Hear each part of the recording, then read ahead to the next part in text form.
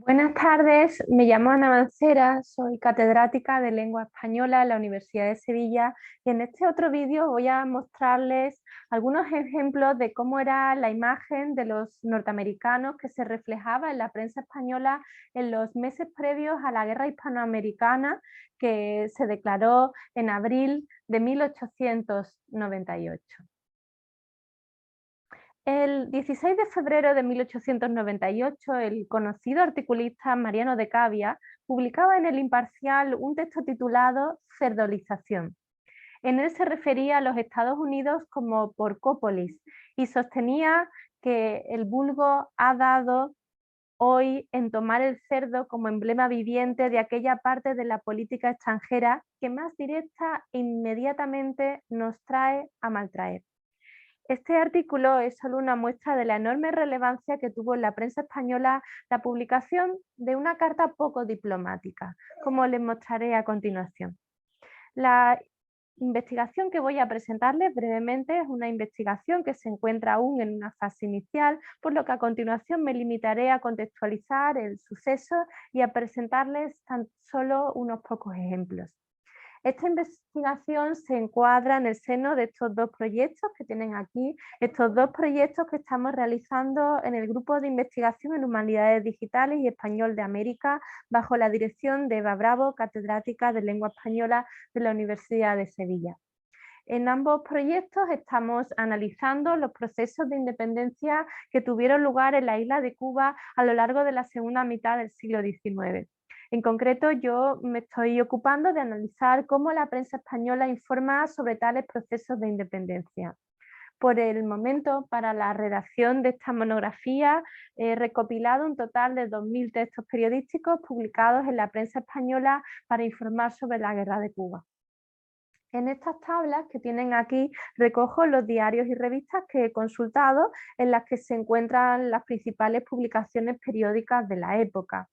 Y en estas otras diapositivas figuran los fondos documentales a los que he tenido acceso por el momento. En muchas de las publicaciones consultadas he observado que se hace referencia a un suceso que contó con una gran repercusión en la prensa española, el robo de lo que podía considerarse una carta indiscreta. Esta carta iba dirigida a José Canalejas, político del Partido Liberal que había sido ministro de Hacienda en uno de los gobiernos de Práxedes Mateo Sagasta en 1894. Canalejas era una persona muy influyente, ya que además de político era periodista y colaboraba con los diarios de mayor tirada del momento. Además, en 1893 había adquirido el Heraldo de Madrid, uno de los periódicos que contaba con un mayor número de lectores. A principios de 1898, Canalejas viajó a La Habana, pues deseaba ser testigo de cómo se estaba desarrollando el proceso de autonomía en la isla de Cuba. Hay que tener en cuenta que el gobierno de Sagasta había decretado desde el 1 de enero de 1898, es decir, de ese mismo año, la autonomía de la isla.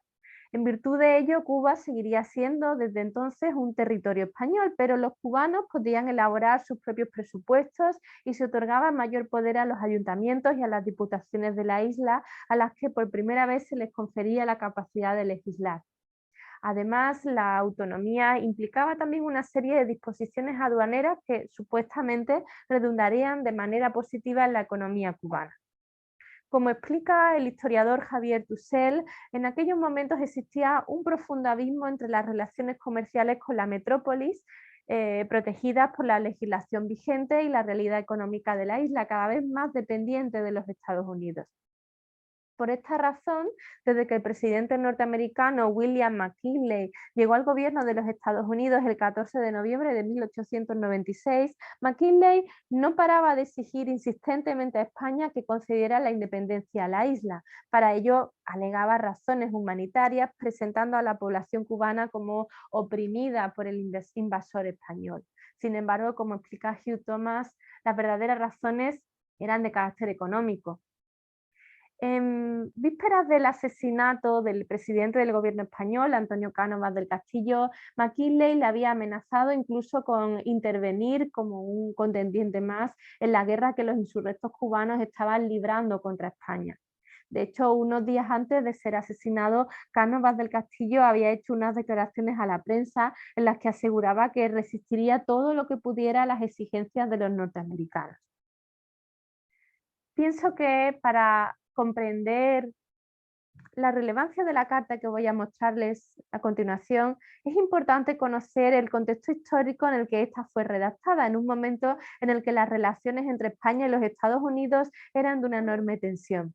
Ya desde mucho tiempo atrás los americanos habían mostrado interés por la Gran Antilla. Incluso en diversas ocasiones el gobierno americano había llegado a ofrecer a España la compra de la isla, pero este se había negado siempre a venderla.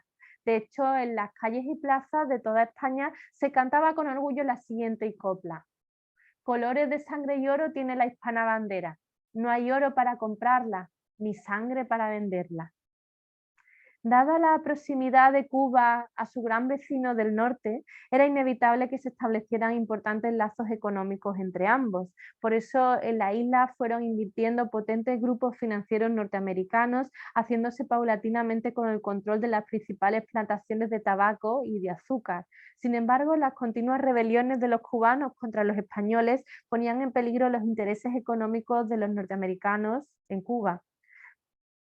Por eso, una de las primeras acciones de McKinley tras acceder a la presidencia de los Estados Unidos fue la de hacer llegar al presidente del gobierno, el señor Sagasta, a través del embajador norteamericano en Madrid, una propuesta para que accediera al autogobierno de la isla. La contestación oficial del gobierno español al norteamericano fue que España ya tenía la intención de conceder una amplia autonomía a Cuba, pero que no concedería la independencia a los cubanos bajo ningún concepto. El 6 de diciembre de 1897, en una intervención en el Congreso de los Estados Unidos, McKinley se declaró partidario de conceder un margen de confianza a las medidas tomadas por las nuevas autoridades españolas, es decir, las nuevas autoridades que habían accedido al poder tras el asesinato de Cánovas del Castillo, aunque sin descartar una intervención norteamericana si estas medidas no surtían efecto. Sin embargo, la concesión de la autonomía a los cubanos a partir del 1 de enero de 1898 exacerbó los ánimos de los sectores insulares que se oponían a estas medidas, quienes provocaron numerosos disturbios en La Habana.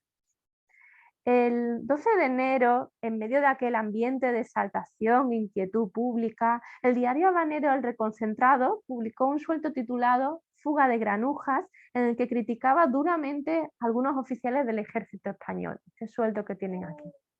Al día siguiente, estos oficiales españoles asaltaron la sede del periódico como protesta por la publicación de dicho artículo, pero solo causaron algunos desperfectos en el mobiliario y en la imprenta. No hubo más daños ni humanos ni materiales. Sin embargo, estos disturbios fueron aprovechados por el cónsul norteamericano en la isla y por la prensa sensacionalista estadounidense. Así podemos apreciar, por ejemplo, en esta crónica del corresponsal del Imparcial, Domingo Blanco, podemos apreciar aquí cómo este periodista se muestra preocupado por el hecho de que al llevar sus primeros telegramas a la oficina del cable se había encontrado con el cónsul de los Estados Unidos en La Habana, William Henry Lee, y algunos otros corresponsales norteamericanos, y todos ellos comentaban llenos de satisfacción los sucesos. Según Domingo Blanco, los periodistas americanos se apresuraban a transmitir estos hechos a su país, pero exagerándolos de un modo extraordinario. Esto hizo que pocos días después, el 25 de enero de 1898, el Maine fondeara en el puerto de La Habana para proteger a los ciudadanos estadounidenses de un supuesto complot antiamericano. Según el historiador Antonio Carrasco, el cónsul norteamericano en La Habana, el señor Lee, contaba con intereses económicos particulares en Cuba y era partidario de la intervención de los Estados Unidos en el conflicto. Hubo incluso sospechas de que la mano y el dinero del cónsul Lee estaban detrás de los disturbios de La Habana, aunque esto nunca pudo demostrarse. A raíz de la llegada del Maine a Cuba, el siglo futuro informaba de que para desvirtuar los efectos que esta noticia pudiera causar, el Departamento de Negocios Extranjeros de los Estados Unidos se había apresurado a difundir entre la prensa un comunicado que explicaba que, dado que España y Norteamérica se encontraban en ese momento en relaciones muy amistosas, no existía motivo alguno para mantener alejados por más tiempo a los buques de guerra estadounidenses de los puertos de Cuba. Y El Imparcial, en este otro editorial que tienen aquí, se preguntaban ¿a qué va a La Habana el Maine? Y consideraba su llegada a Cuba un indicio harto expresivo de provocación. En el transcurso de esta supuesta visita de cortesía del Maine al puerto de La Habana, tiene lugar un episodio que añadirá más tensión a las ya frágiles relaciones entre España y los Estados Unidos. Recordemos que a principios de febrero de 1898, el político y periodista José Canalejas se encuentra en La Habana, a donde había viajado para cubrir los sucesos ocasionados por la concesión de la autonomía a la isla. Mientras organizaba su viaje de vuelta a la península, un amigo acude a su hotel para ayudarla a empaquetar sus papeles. Se trata de Gustavo Escoto, quien en realidad era un agente secreto de la Junta Revolucionaria Cubana.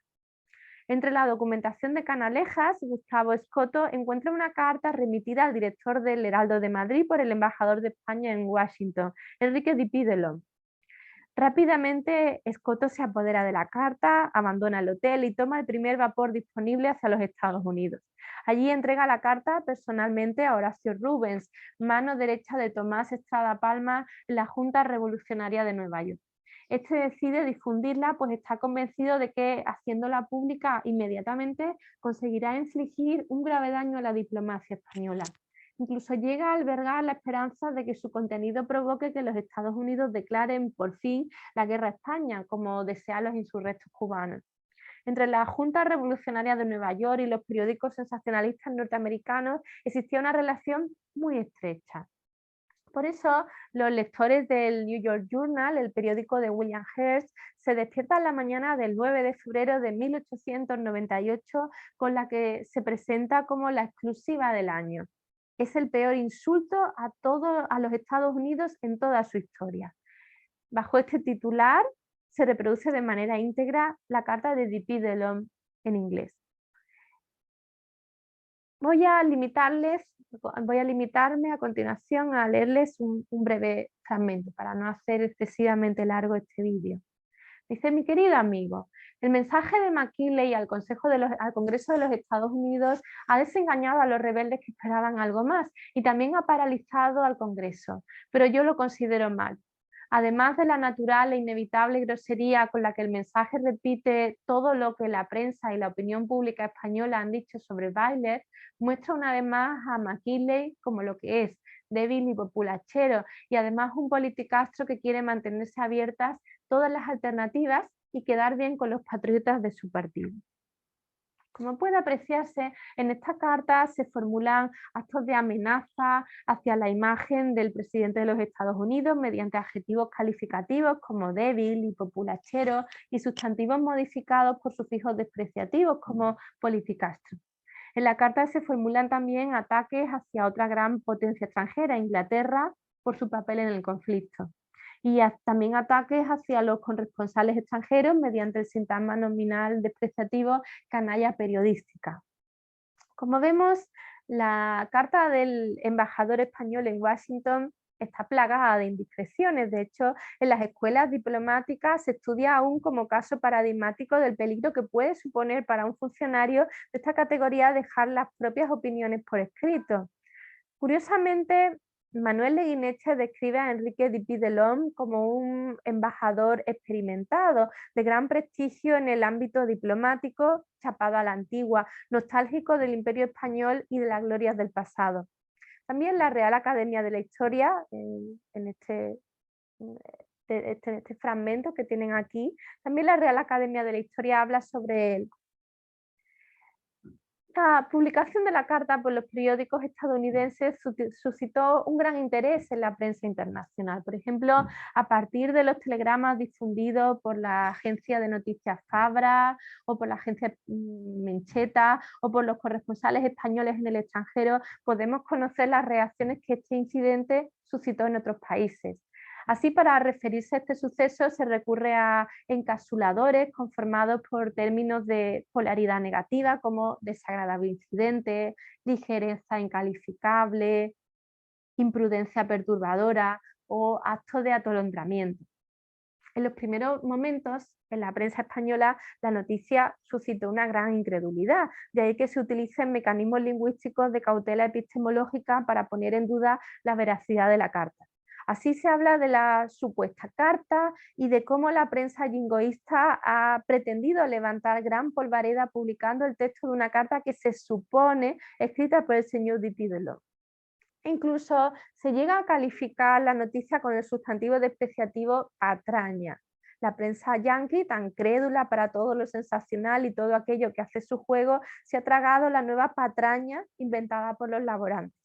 Pero una vez que el embajador reconoce que la carta había sido redactada por su puño y letra, algunas publicaciones aprovechan el incidente para dirigirle ataques a personas, ironizando, por ejemplo, sobre su avanzada edad.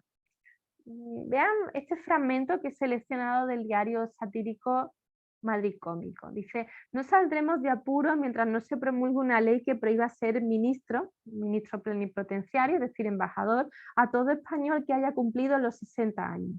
Porque a esa edad lo que se gana en memoria se pierde en entendimiento y voluntad. Y para gobernar hay que tener completas las potencias del alma. También se ataca a la diplomacia española, por ejemplo, por medio de la ironía. Dice Fray Verdades en el diario español, en el diario sevillano El Baluarte. Dice: la cosa es llana en este asunto, a una ligereza, una dimisión, y continúe nuestra dulce e ilustrada diplomacia mostrando sus raras prendas, que no lucen por ninguna parte. E incluso se aprovecha el incidente para atacar al gobierno de Sagasta, por ejemplo, haciendo uso de metáforas para poner de relieve que Sagasta está divorciándose del alma de la nación, un divorcio que puede ser de funestas consecuencias. Pero la mayor parte de los ataques se dirigen contra los norteamericanos, criticando su encanallada actitud o insultándolos al llamarlos tontos de capirote, imbéciles, o recurriendo a la metáfora del cerdo, como veíamos en el artículo de Mariano de Cavia que mencioné al principio, o en este otro publicado por el diario satírico Gedeón con el título de El cerdo sensible. Por tanto, el estudio de la cobertura de este incidente en la prensa creo que puede ayudarnos a conocer cómo se fue fraguando el clima de opinión en vísperas de la guerra que enfrentaría España contra los Estados Unidos. Muchas gracias por su atención.